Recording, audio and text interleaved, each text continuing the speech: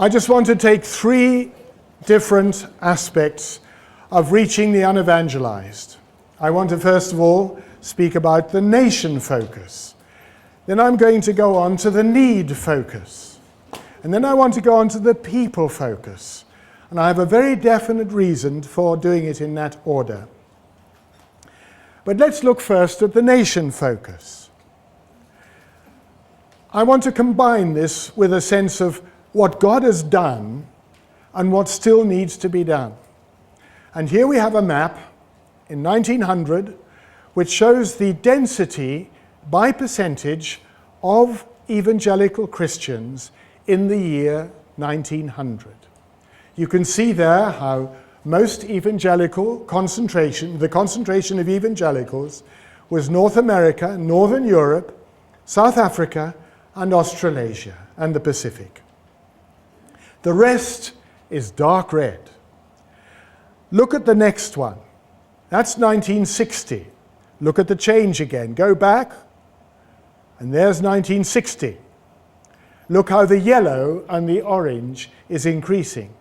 Now comes the big change up to 2000. What could it look like in 2050 if present trends continue? Here we have it. And you can see there the areas of the world which we may need to focus on because there are fewer born-again Christians. So it's the red areas that I want to focus on. Praise God for the growth, but the job is not yet finished.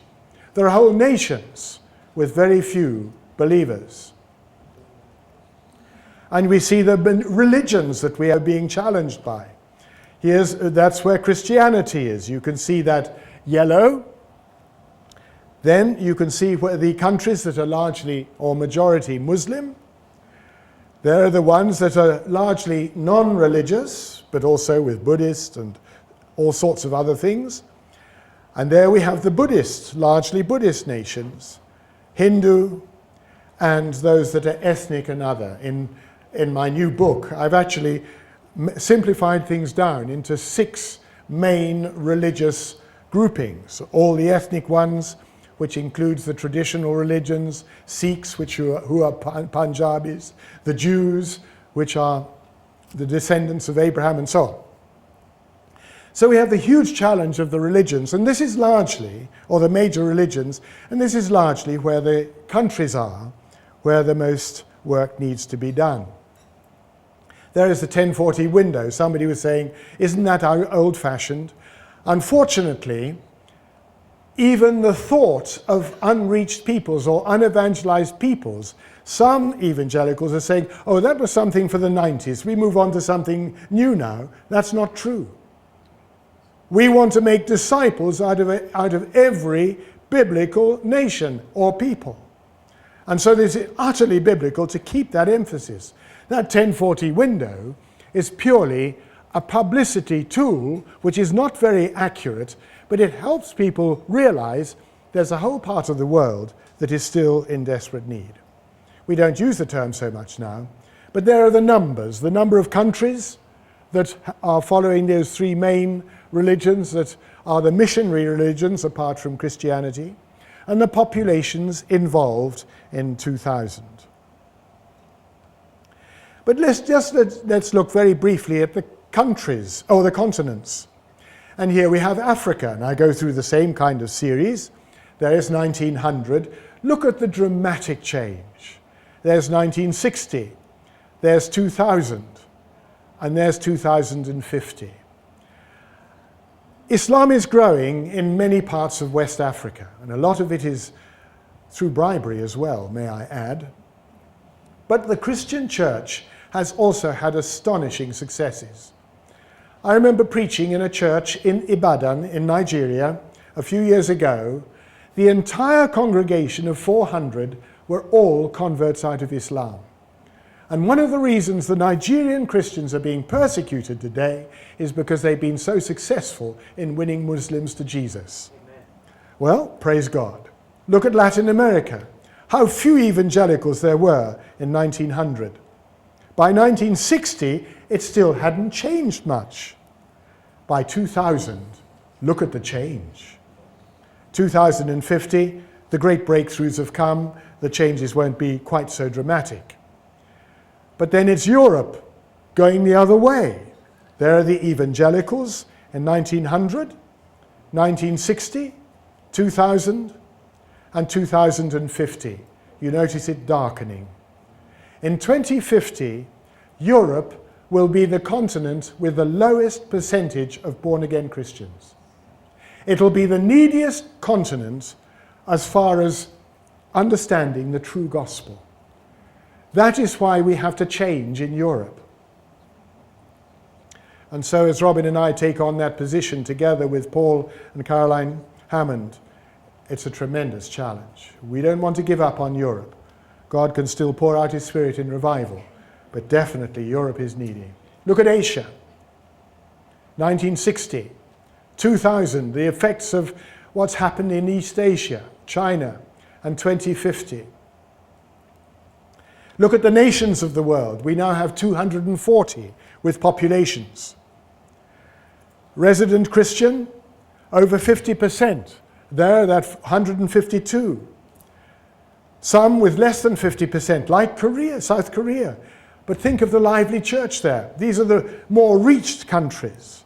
But then we have others where the challenge is greater. They are the pioneer countries, 64 of them. You know, sometimes we wonder, how can we publicize the countries in which we work? We are interested in every country where the gospel hasn't penetrated. We have got a way to publicize it. I'm going to give another way in a moment. But I want to put the challenge to you. What should constitute a field? For so long, we've regarded a field as a country. And so we've had a strong distinction between sending bases and fields. That has to disappear. We can't go on. Already, we're seeing it happening. And so often when we look for new wineskins for WEC, we're actually following what the Holy Spirit is pushing us into already. Are these views now the best way for a globalizing world, to have a strong distinction and to have fields as countries? I would say no. Trevor's paper challenges us to think of change. And this, I think, will probably be a major subject as we talk now, at least as we set things in motion. And so let us think in terms wider than just geographical countries as fields. I'll develop that in the next section. I move on to the need focus. And as I said earlier, I've done this for a very deliberate purpose. There are a whole lot of things that we need to look at. Population. We have areas of the world where population is still growing rapidly, and the situation is rapidly becoming absolutely unlivable. I'll come to that in a moment. Look at population change here. And this takes us through, and we see here population change over that period, 2000 to 2050. Look at the areas of the world where the population is going to go down, and look where it is going to go up. That's the green. You can see the difference. So some areas of the world are going to go down in population, others are going to go up. But the areas where they're going up are the most needy economically, water-wise, disease-wise. And so there's going to be a huge movement of population. Let me show it in a population pyramid. You can't see the numbers there, but basically a population pyramid separates out a population for every 5 years. All the 0 to 5 year old people are the bottom. Then it's 5 to 10, and it goes up to 100 plus at the top. I'm not quite there yet. I don't think I'll get there, but anyway. But look now at what happens with that same thing. And just to explain, I've put on the left-hand side Afasla, on the right-hand side UNAPA, or the more developed part of the world. Look at the difference. One is growing but starting to decline. That's in 2000. And already, for a generation, the more developed world has been declining. But if we take it further to 2025, everything shifts up a bit. You'll see that in a moment. And there's 2050. But there you can see the arrow. That shows the 0 to 5s there, moving up to there, and then in 2050, that's where they will be. But what I want you to notice is that the Afasla world, the population is growing rapidly and will do so for a few more years, but then it's going to stop. And then on the right-hand side, UNAPA is going to go on declining. This has enormous implications. I'll come to that in just a moment. But look at the disparity or the difference between the different continents. There you can see the same kind of idea, but I've put 2000 on one side, 2050 on the other, and it shows how the population changes over 50 years. So the population of Asia from now onwards is going to get less. Africa, it's going to go on growing. And you can see the rest. Look at the population of the top 20 countries of the world. Notice the color of the countries. Indonesia, high up, is Muslim. India, very high up, is Hindu. Or where the Muslims in this case are 10 to 30%. 2050, and let's take it up to 2100. These are United Nations population figures, by the way. But look at the top countries, and look at the green. Those are Muslim countries. The huge challenge we face is the Muslim world. Dan was just sharing with me, he's strongly believing, he's just telling you in the break, that God is going to break through in a significant way in the next 5 to 10 years in the world of Islam, even to its collapse. I wish I could say I have that amount of faith, but God can do it. But anyway, we see the challenge of the populations. But when you look at those top ones, Pakistan, Nigeria, Indonesia, Bangladesh, Yemen, those populations are going to be living in countries where they have run out of water, they've run out of resources. What are they going to do? They're going to migrate. And we'll look at that in just a moment. But the other thing about the world in which we're going is the fact that it has become urban. I don't know whether you realized it, but just 2 years ago, the world population moved from being majority rural to majority city. And so let's look at the challenge we face in the future for cities and what it's going to mean for mission work.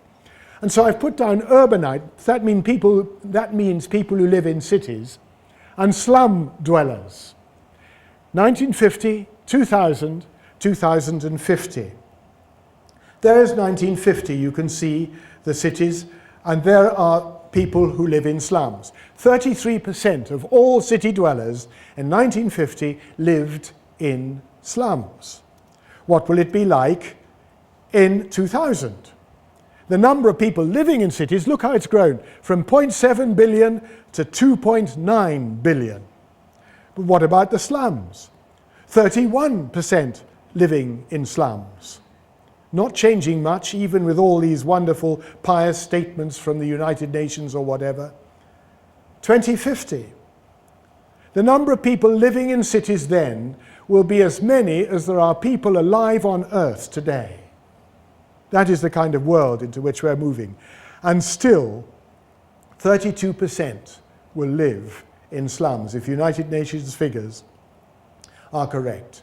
And there you can see a number of observations about 2050. 71% of all humankind will be urbanites.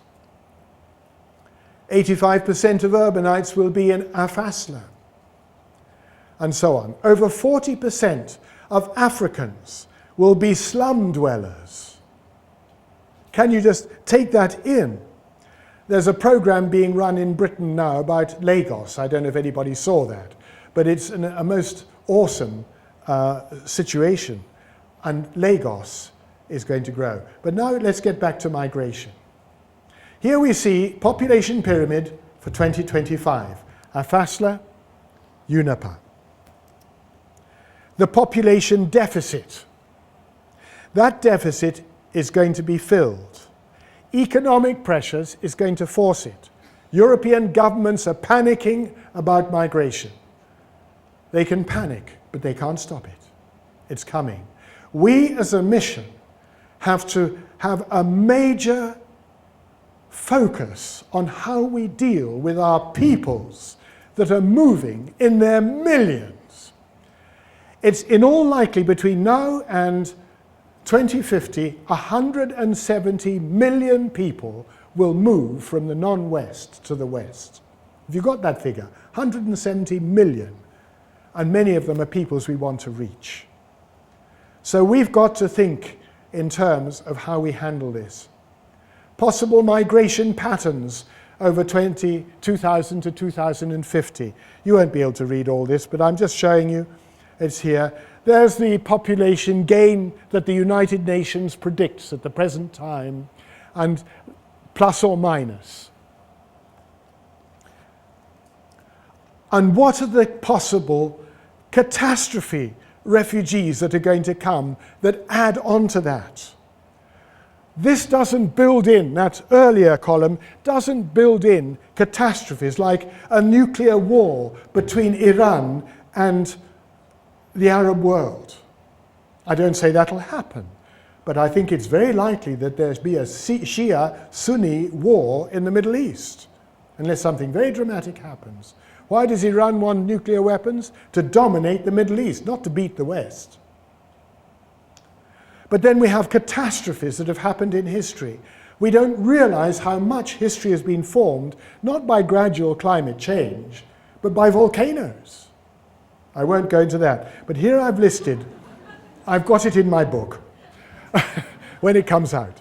And there I've listed a number of factors that might cause even more migrants to go than the 170 that I predict here, or the United Nations predicts. So we have urbanization. Look at the top 10 cities of the world.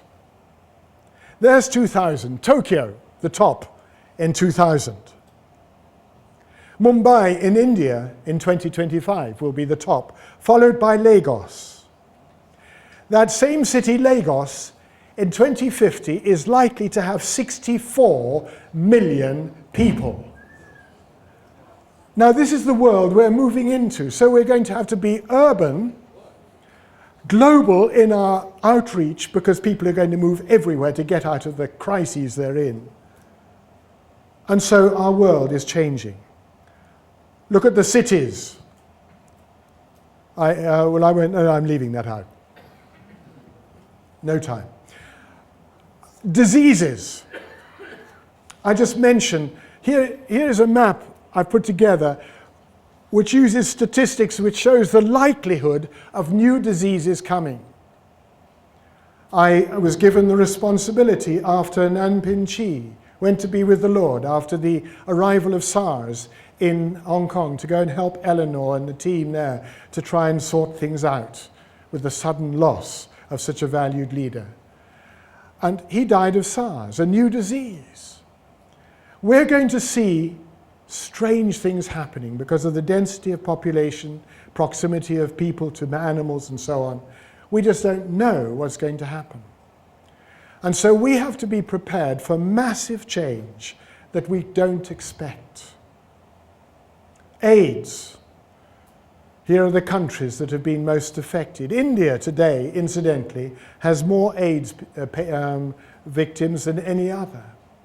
Look at the countries in Africa.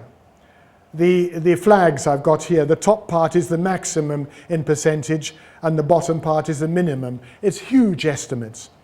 Africans never want to say they've got AIDS. How do you know? And so we've got these health crises. Drug addiction, think of Bethel and the wonderful work of Bethel. And then we have children in crisis, rainbows developing. But the reason why I want to mention all these things is WEC has generated ministries that have gone for special needs that have had often a dramatic effect.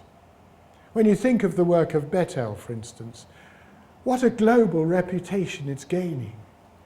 But they've had the freedom to move where their need is. They've become a true global transnational field. And this is where I come back to the fact that we have to look at how a field is, how a region is. And it's developed in the need categories because there were no barriers. But we've set up barriers in the past, administrative, emotional, and we might have to think of changing it. So here I put as my challenge, are transnational fields transitional or a model for the future? We had in 1984 the decision to have transnational fields. It had a wide impact, but the implications were not fully understood. I believe transnational fields are a future, not a stopgap so that we can start proper fields. We've got to liberate vision and creativity for WEC ministries. We can't tie things up with too much administration. But one of the ways we can do it is by a people focus. And so this is where I come to my final point, my major point, and this will take a little bit longer. We need to change for effectiveness. Unreached peoples, unevangelized peoples, I put both terms up here. Sadly, we went, in the 1980s, I was involved in Lausanne and all these other things where we talked about definitions, and many Americans were really keen on this unreached peoples idea. I was not happy about it. There has been a shift over this century from nations to peoples. And many people used to think, oh, we've got missionaries in that country, we don't need to do anything more there because we have people working there. Nonsense. They weren't thinking of peoples. But there is a difference between reaching and evangelizing. I think you can feel it instinctively. A people that is unreached, to me, means that no missionaries have managed to reach there.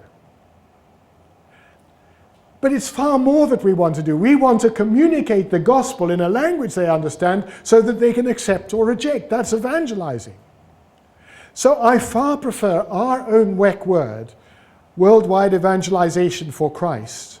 We use evangelization. Let's not use the unreached term unless we have to for outsiders, because we want to get a job done, not just to get there. And it's also helped in this whole short-termism. Short-term has its place, but if it doesn't lead to long-term ministry, it has limited value. We don't want just to get there, but to stay long enough that I've got it wrong, so that they can hear and respond to the gospel. So let's leave out the unreached and use unevangelized. There was some discussion on the GRC about that. So that's our usage in WEC. Cameron Townsend and CT majored on peoples, not countries. We have the Wycliffe Bible translators and the ethnologue. That's the list of the languages of the world, a vital tool for all of us involved in missions. CT gave us really, in effect, our first objective, to reach the remaining unevangelized peoples in the shortest possible time. We had the STEP program in '84, which had to do with peoples. The RUN program, reach the unreached now, or unevangelized now. And then reaching, planting, mobilizing. Doesn't specifically mention peoples, but all those statistics Wayne and Miriam have put together involve so much peoples. And they'll share tomorrow how far we have actually got in trying to achieve that. But we had actually limited our goal setting to that specific area of ministry when it should be RPM, not just P. And so that's what we're trying to redress now. unreached peoples, unevangelized peoples. Here we have China, some of the major peoples there. And here we have this massive country of China. And we've seen these different TNFs emerge, these transnational fields emerge that we know about. In each of those areas, except the tribals and the different languages, main languages of the T people, we have the Muslims. These are our peoples, and here we see all the different names. We in WEC are called to plant churches that grow amongst Muslim peoples and all peoples that are not yet fully evangelized. We joined in with a partnership of missions called Vision 59, and the commitment there a few years ago is we commit ourselves to engage the remaining Muslim unreached people groups over 100,000 in size in the next 5 years. We haven't got very far with that, but we're one of the 24 agencies in the partnership which comprises about 10,000 missionaries. Did you know that there were that number of missionaries working amongst Muslims? It's higher than that, actually. It's very hard to actually count how many there are. Then we had the lists emerging. These are lists we put together for the Vision 59 conference in Thailand. I just want to point this out, not that you read all the things, but for the first time in history, we have a full list of the languages, the peoples of the world, how far they're reached.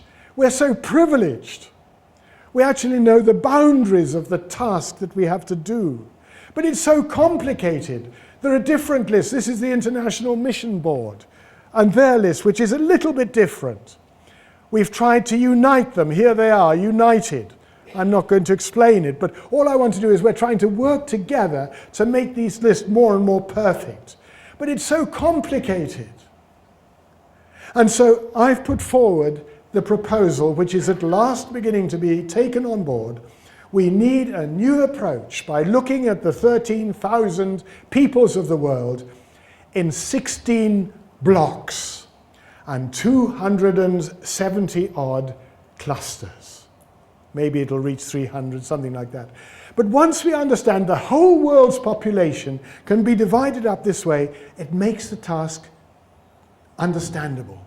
And this is going to help us in our publicity. If we build up the publicity over the next, let's say, couple of years, we can actually do something which is going to help us to push a new vision. And I want to give you several examples.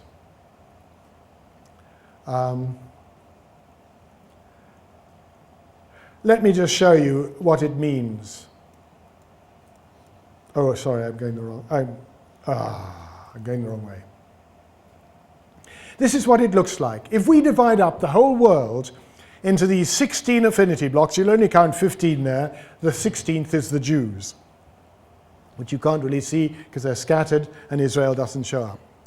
But there we have the major blocks of people, which in some respects fits our regions. Now we've looked at our regions geographically. Can we change our thinking to think in terms of our regions as being ethnic and linguistic? In other words, all our regions become global. We go wherever our region's people go to. Then we can publicize we're working amongst the Somalis, but we might only be working in the United States amongst the Somalis. Doesn't matter. It liberates us from the problem, some of the problems of security. There's the populations of these different affinity blocks and the numbers of peoples involved. Won't go into that now. But here you can see them put out in pies by the size, their populations, and what proportion is not Christian. That's the brown. And so immediately you can see there are a cluster of affinity blocks there where there are very few Christians, and most of them fit pretty closely to our regions. But as far as evangelicals are concerned, you can see where there are few evangelicals. That's the deeper the color, the fewer the evangelicals. And so the strategic value of looking at the peoples of the world, not just as a list of 13,000, but as 16 blocks, 270, let's say, people clusters amongst, and we are working, I haven't counted it up, but I think it's about 60 or 70 that we are working amongst. If this helps more to define fields rather than countries, it's going to liberate our fields to also go global. Do you get the point? Very complicated, but liberating. Look, for instance, at the Horn of Africa. Here are and if you take each affinity block, you can break them up into clusters of peoples that have more close resemblances. You can see there the brown are the Somalis. They live in Ethiopia as well. You've got the Amharas and the Ethiopians there, that's the purple. And so on, you've got the different clusters of peoples. But then when you look at it Christian-wise, look where the Christians are, look where the Muslims are. You suddenly realize that in one group of, one block of people, there are actually a whole lot of Christians that can also be involved in reaching. It begins to help with strategy. Look at the Arab world. Here are the clusters of peoples of the Arab world. They're not only Arab speakers. And we can begin to see something of the patterns emerge. So if fields begin to emerge that focus on specific clusters, and they then have freedom, like, if I could use an example, the team.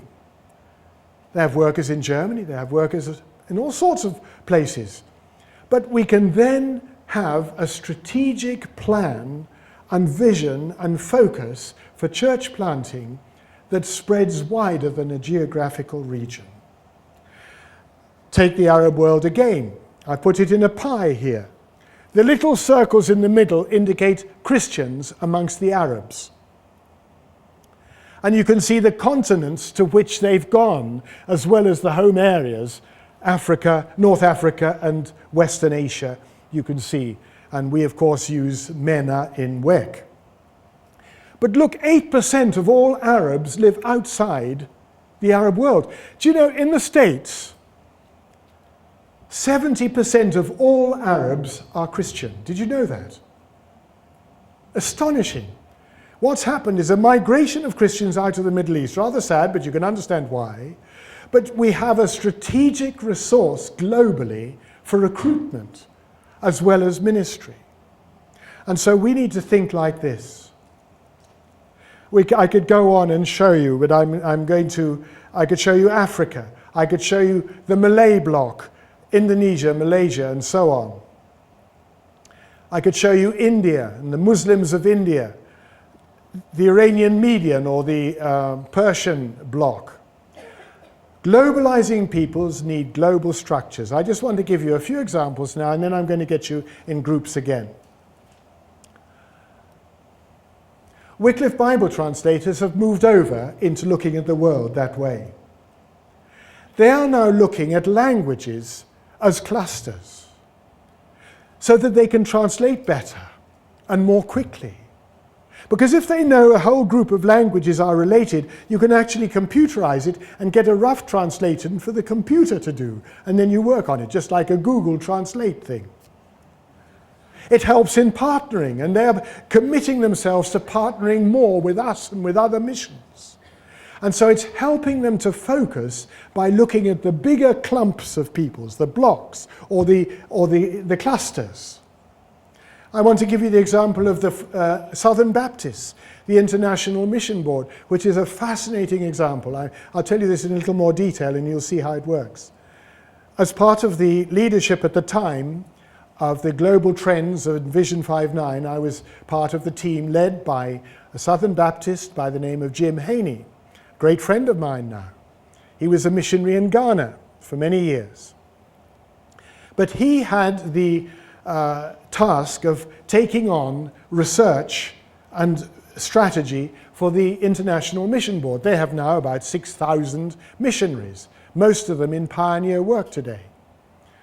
A few years ago, they had a massive restructuring, rather as we've done. They decided they were going to concentrate not on maintenance, but on going where there were the fewest Christians. They became, again, a pioneer mission. But they are Baptists, but they run like an Episcopal church, like an archbishop at the top. Jerry Rankin, the leader, would give the orders and everybody does it. Not very Baptist. I said to Jerry Rankin when I spoke to him once, I said, you know, we in WEC are far more Baptist than you are. We have self-governing fields. But anyway, so we have to work in another way. But I kept on saying to Jim Haney, Jim, we've got to think more in terms not of countries and lists of peoples. We've got to think of blocks for strategy, of clusters for teamwork, for partnering, to get churches planted. And he said, yes, very nice, for 2 years. And I wrote him an email early last year. I said, Jim, I feel like a prophet in the wilderness. Nobody's listening to me. And I said, you've got to think this way. And he took it on board, and he went to the International Mission Board and said, we've got to change our structure and become Affinity Bloc people cluster oriented. They passed it, and they've totally changed the structure. And I said to Jim after they did that, I said, well, how are you going to handle it? If you have a team working amongst the Somalis, and there are Somalis living in the States, what about a Southern Baptist missionary going from East Africa to work amongst the Somalis in the United States where they have another mission? The Home Mission Board. That's their structure. And he said, well, a wonderful thing happened. I was traveling on a plane with the leader of that Home Mission Board. And I said to him what had happened. This is what Jim said. And when the guy heard it, he said, but that's wonderful. Go for it. They shook hands, and it's happening. So now they're going to have the untidy situation, 2 mission boards of the same church working in the same country. That's complicated. But I may be being too radical, but I'm saying I believe we should look in that direction ourselves. We need to have a freedom given to our fields, even to our regions, that we go global and work out what is best for reaching the goals God has given us without making too much paperwork to do it. Now that is my suggestion. It's crazy. But this is a new opportunity we have now. Affinity blocks, people clusters give us a focus for changing into a movement. I believe we have the mechanisms in place to achieve it. And so here we have that challenge. So what we might end up is with a global, multi-layered network of ministries in many countries. We already have it to an extent. But can't we free up ourselves enough to actually encourage it?